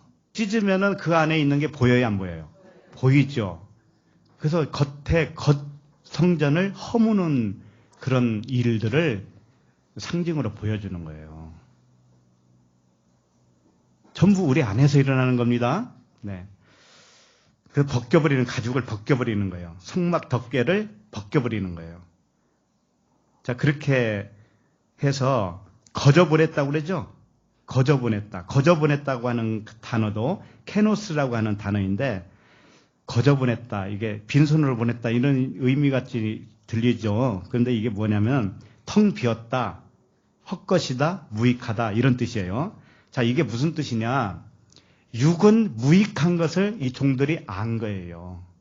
육은 무익하다는 거. 그러니까 육은 어떻게 해야 되겠어요? 찢어야 되고 때려야 되고 가죽을 벗겨야 되는 것이죠. 육은 무익하니까 그걸 알았다라는 거예요. 그 무익한 것이다. 이 종은 무익한 거야라고 한 것을 자기가 이제 알아낸 거예요. 그래서 주님이 그랬잖아요. 살리는 것은 영이니 육은 무익하니라. 내가 너에게 이른 말은 영이요 생명이라. 생명이지 내가 보낸 그 종이 아니고 아들을 보냈는데 네가 지금 아들을 종으로 보고 있는 거거든. 그러면 그 종은 그림자예요. 그림자라고 종은 예수 그리스도를 육으로 보잖아요. 그러면 그림자 측면으로 보고 있는 것밖에 안 돼요. 그림자가 중요해요? 그림자 없애야 그 뒤에 있는 게 보인단 말이에요. 그와 같은 거예요. 자, 그러면 지금부터 10절부터 봤던 이 절은 15절까지가 넷째 날이에요. 넷째 날. 지금 광야를 걸어가면서 점점 농부의 입장에서는 눈이 밝아지는 것이고 주님 입장에서는 육이 죽어가는 거예요. 아시죠? 예, 그렇게 되어지는 거예요. 자, 11절 읽겠습니다. 11절 시작. 다시 다른 종을 보내니 그도 몹시 때리고 능욕하고 거저 보내었거늘. 자, 종을 보냈다고 되어 있죠. 이제 다른 종을 보냈습니다. 두 번째 종을 보낸 거죠. 근데 이 보냈다고 하는 단어 자체가 10절에서 보냈다고 하는 단어와 달라요. 어떻게 다르냐면 10절에서는 때가 이름에 포도원 소출 얼마를 바치게 하려고 한 종을 농부들에게 보내니 그랬죠. 여기서 보내니 농부들이 종을 몹시 때리고 거저 보내었거늘. 이 보낸다, 10절에서 보낸다고 하는 단어는 아포스텔로라고 하는 단어를 썼어요. 아포스텔로. 이것은 어떤 의미를 가지고 있느냐? 아포스텔로. 그 다음에 오늘 지금 11절에 보내니도 나오죠. 여기는 펜포라고 하는 단어예요. 단어가 완전히 틀려요. 자, 그러면 이게 왜 이렇게 같이 이게 보낸다라고 하는 단어조차도 다른 단어를 썼느냐 이거죠. 이건 다 의미가 있어서 그래요. 첫 번째 보내는 종, 두 번째 보내는 종, 세 번째 보내는 종이 다 의미가 다르다라는 거예요. 의미가 달라요. 그 다음에 네 번째는 아들이잖아요. 그러니까 이게 점점 종이 처음에는 아주 희미하다가 그 다음에 점점 선명해지는 거예요. 이 아들로 나타나는 거예요. 안개가 걷히면 처음에는 그림자로 나타나고 형체만 보이다가 그 안개가 걷히니까 그 사람 윤곽이 딱 보이죠? 그와 같은 거예요. 그러니까 3세판을 하고 나니까 마지막에 아들로 딱 보이는 거죠. 그와 같은 거예요. 이게 처음부터 누구 했다라는 의미예요, 그게. 종을 보냈잖아요. 근데 처음부터 누구라는 얘기예요, 그게. 예수 그리스도예요. 그분이 아들이에요, 아들. 아들로 왔는데 처음에는 종으로 인식하고 두 번째도 종, 세 번째도 종인데 보낸다고 하는 의미를 좀 다르게 써서 이 첫 번째와 두 번째, 세 번째를 좀 다르게 표현하고 싶었던 거죠. 그래서 첫 번째 10절에서 나오는 보내니는 아포스텔로예요. 이게 뭐냐면 공적으로 보낼 때 쓰는 단어예요. 공적으로. 공적인 어떤 일을 수행하는 거예요. 그러니까 아들로 오기는 왔는데 아들로 왔어요. 그런데 공적인 아들로 보이도록 하는 거예요. 그때는. 그러니까 예를 들면 이거잖아요. 그 포도원 주인이 종을 보냈죠. 그러면 공적인 일이에요, 아니에요, 그게? 공적인 일이잖아요. 근데 사실은 그게 공적인 일이 아니었단 말이에요. 너라고 하는 아들됨을 좀 내놔봐라고 하는 거였거든요. 이게 하나님 자신이 지금 말씀하는 것과 같다고. 하나님 자신이 1대1로. 그런데 공적으로 누군가를 보낸 것처럼 농부들은 그렇게 인식을 한단 말이에요. 그래서 공적으로 보냈을 때 쓰는 단어를 아포스텔로라고 해요. 이 단어가 이제 여러 군데 썼는데 한 군데를 대표적으로 보면 마태복음 10장 5절 6절에 이런 말씀이 있어요. 예수께서 이 12를 보내시며 명하여 이르시되 이방인의 길로도 가지 말고 사마리아인의 고을에도 들어가지 말고 오히려 이스라엘 집에 잃어버린 양에게로 가라. 주님이 12 제자들을 보내는 거예요. 전도하러 보내면서 뭐라 하냐면은 아직은 너희들은 사마리아와 이방인 길로 갈 때가 아니야 라는 거예요. 이게 공적인 거예요. 왜 그러냐면은 아직은 어디로 가야 되냐면은 이스라엘의 집에 잃어버린 양에게로 가야 되는 거야. 이건 뭐냐? 그 에루살렘이라고 하는 율법 핵심이잖아요. 예? 에루살렘이 핵심이죠. 거기부터 시작을 하는 거예요. 거기부터. 그러면 거기부터 시작한다고 하는 것은 아직 진리가 온전하게 드러나기 전이란 말이에요. 그래서 첫 단계로 보낼 때가 공적인 그런 관계로서 보내는 거예요. 그러니까 인식하는 자가 그렇게 인식을 하는 겁니다. 그래서 나중에는 이제 성령이 너에게 임하면 뭐라고 그래요? 예루살렘과 유대와 사마리아와 땅끝까지 이르러 내 증인이 되라고 그러잖아요. 그때는 성령이 오시면 그렇게 하는 거잖아요. 근데 아직은 너희들은 그런 차원이 안 돼. 그러니까 첫 번째 종을 그런 수준으로 보낸 것과도 같은 거예요. 근데 항상 하나님의 말씀이라고 하는 그리스도 진리인 것은 변함이 없어요. 이 종도 하나님이 보낸 그냥 하나님 자신이에요. 그걸 이해하시면 좋겠어요. 자, 11절을 다시 봐요. 11절 보면 다시 다른 종을 보내니 이 보내는 단어는 뭐냐면 펜포라고 그랬죠. 이것은 뭐냐면 사람으로 보낸다라는 뜻이에요. 이제 두 번째는 지금부터는 사람이에요. 이제 사람. 사람이 누굽니까? 인자잖아요. 예수 그리스도 인자죠. 이 사람이에요. 그러니까 밖에는 사람인데 안에는 뭐가 있냐면 그리스도예요. 이제 인자로서 가는 거예요. 처음에는 종으로 가고 그 다음에는 인자로 가는 거예요. 자, 그런 의미가 있다 이거죠. 그래서 이걸 대표적으로 이 단어가 들어간 것을 좀 살펴보면 마태복음 14장 10절인데 사람을 보내어 옥에서 요한의 목을 베어 이런 말씀이 있어요. 사람을 보내어 이게 펜포예요. 사람을 보냈다. 어떤 전령자처럼 사람을 보냈다 할 때 쓰는 단어가 펜포다. 그래서 두 번째 종은 사람으로 가는 거예요. 처음에는 종이지만 공적인 어떤 존재로서 가는 거지만 희미하게 가지만 이제는 한 단계 벗겨진 인자라고 하는 개념으로 가는 거예요. 자, 그렇게 이해를 하시면 되겠어요.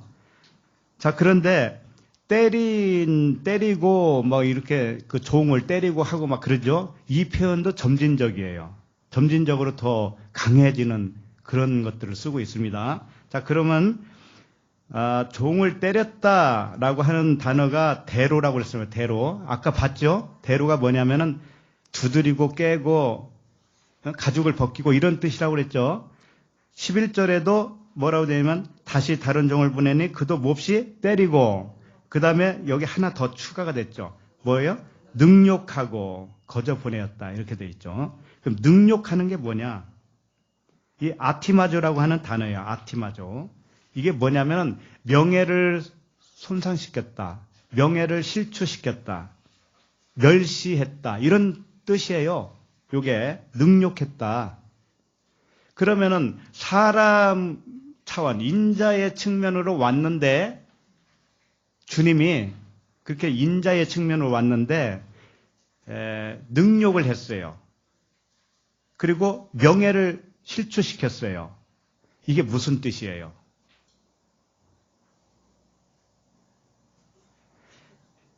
인자는 겉에는 사람이요 안에는 그리스도예요. 그럼 겉에 사람은 명예가 실추돼야 돼요, 안 돼야 돼요? 돼야 돼요. 그 말씀을 하는 거예요. 능력을 받아야 돼. 그래서 사람이 내 말을 거역하면 사함을 얻겠거니와 성령을 거역하면 사함을 못 얻는다고 그러잖아요. 그게 그 뜻이란 말이에요. 인자, 그 겉에 육으로 보여지는 그 말씀, 이 말씀을 육으로 보고 있는 너희들 생각 있지? 그 생각이 바뀌어지면 주님도 바뀌어지는 거예요. 그것을 능력을 받았다라고 하는 거예요. 명예가 실추돼야 돼요. 지금 이 말씀이 지금 명예가 실추되고 있는 거예요, 지금. 겉의 말씀이. 그러고 있죠?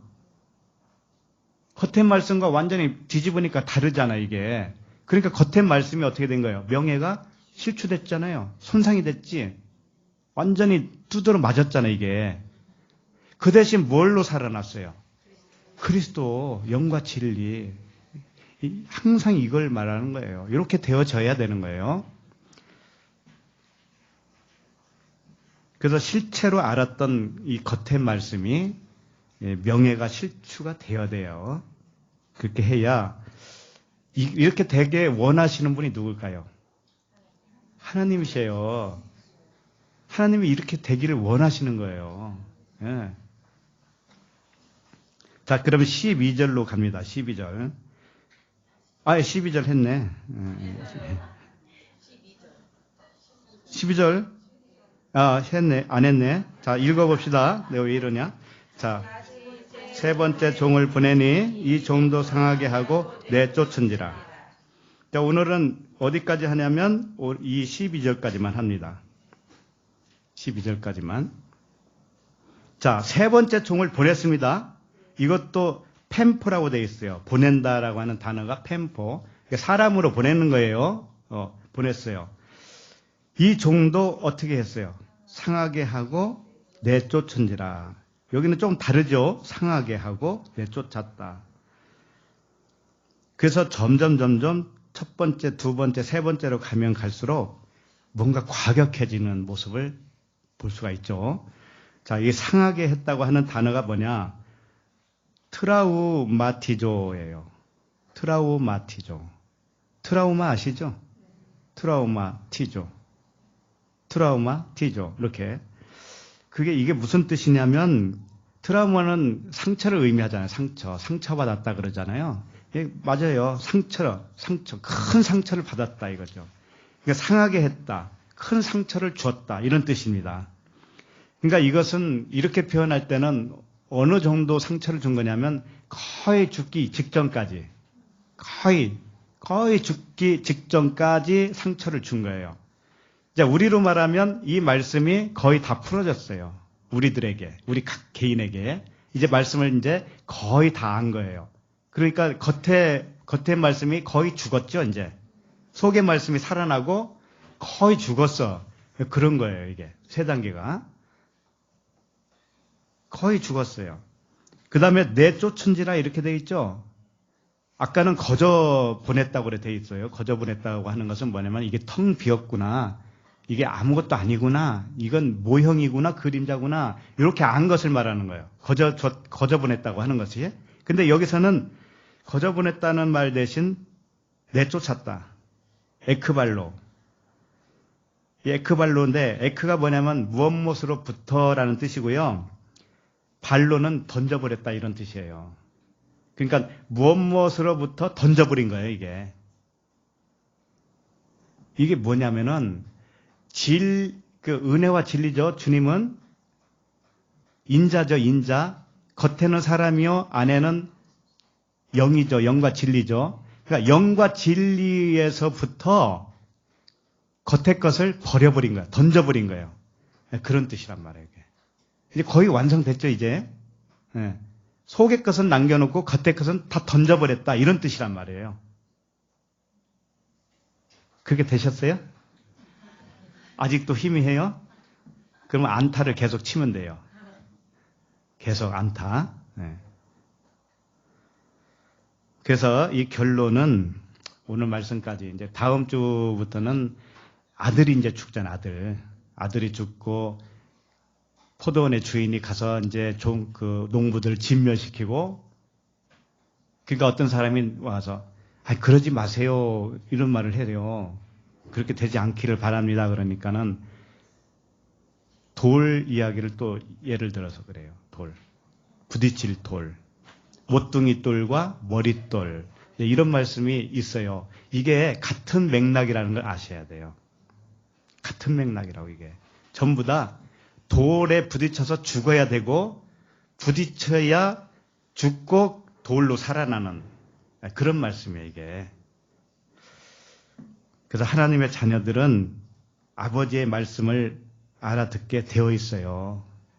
그러나 육신에 속한 말씀이 처음부터 이 하나님의 말씀을 이렇게 잘 받아들일 수가 없는 거예요, 처음부터는. 그래서 이 시간이 좀 지나야 돼요. 시간이 지나면서 겉의 말씀을 이제 거부하게 돼요. 거꾸로 겉의 것은 거부하게 되고 안의 것을 이제 듣게 되고 그걸 아멘으로 맞이하게 되어져요. 갈수록 그렇게 되어지는 겁니다. 그래서 겉의 말씀을 거부하고 속에 있는 진리로 알아듣는 과정을 본문은 비유로 설명했다. 그런 말씀입니다. 영적 생활을 잘할 수 있는 비결 비결 아까 말씀드렸죠? 홈런을 치려고 하지 말고 안타를 계속 쳐라. 안타를 계속 쳐라. 뭔가를 영적인 유익을 위해서 스스로 정해놓는 거예요. 스스로. 그래서 그것을 계속 빠지지 않고 해 나가는 거예요. 그러니까 뭐 그렇게 하시는 분이 대다수잖아요. 지금 우리 토부 식구들은. 그죠? 수요일 날 안 빠지고 나오고 주일 날 안 빠지고 나오고 뭐 다 됐는데 왜 나가? 이렇게 하면은 안개 껴 어느 순간에 안개 낀 장충당공원이 돼요. 그래서 갈 길을 못 찾아요. 그렇게 되어 있어요, 우리가. 그래서 우리 모두 날마다 꾸준한 그 안타를 치듯이 표면의 말씀 속에서 들리는 주님의 그 빛된 음성, 그 음성을 듣고 영원한 생명으로 살아가게 되시기를 바랍니다. 기도하겠습니다. 하나님 아버지, 저희들을 부르셔서 눈을 씻겨 주심에 감사를 드립니다. 태어난 아이가 자라나서 어른이 되는 것처럼 점진적으로 눈과 귀를 열어주심에 찬양을 드립니다. 우리가 처음에는 동일한 하나님의 말씀을 보고 들을 때 어린 아이와 같은 때가 있었고 청년의 때가 있었고 장년의 때가 있는 줄로 믿습니다. 우리가 다 하나님의 아들을 믿는 것과 아는 일에 하나가 되어서 온전한 사람을 이루게 하여 주시옵소서. 그리스도의 장성한 분량이 충만한 데까지 이루게 하여 주시옵소서. 예수 그리스도 이름으로 기도합니다. 아멘.